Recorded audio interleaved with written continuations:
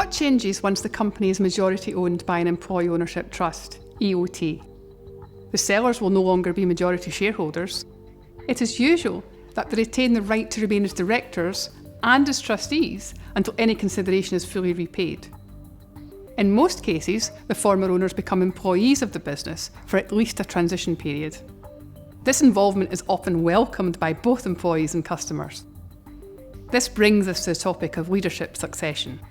Truth be told, the technical process of transferring the company to employee ownership is the easy side of the transition.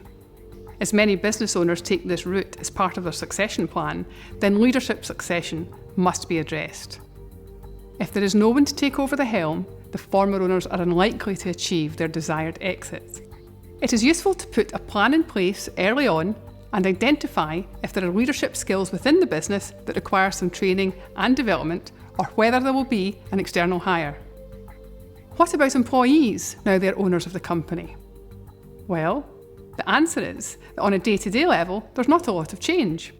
They will still do the same job, have the same terms and conditions of employment, and work as directed by the company's management. Most employees report that they'll like this continuity.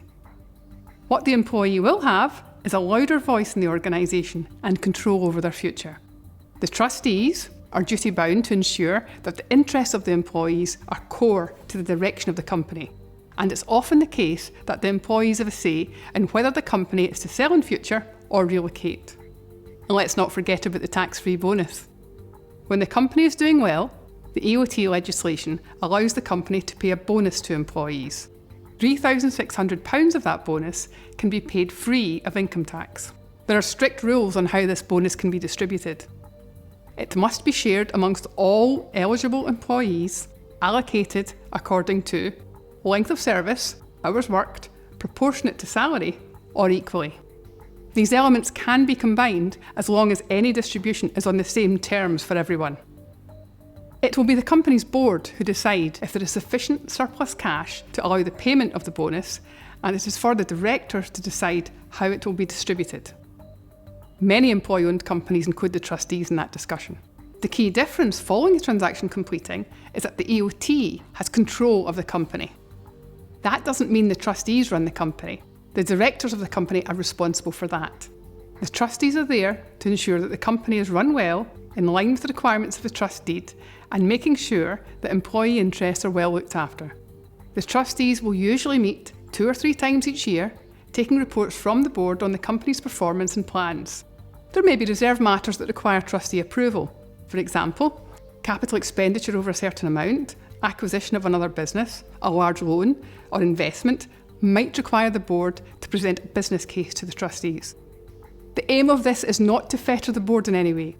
These rules exist to protect the employee's value in the company and provide scrutiny of any decisions that may carry significant risk. Some employee-owned companies choose to elect employees to sit as directors on the company's board. This gives employees a voice at the strategic level within the organisation.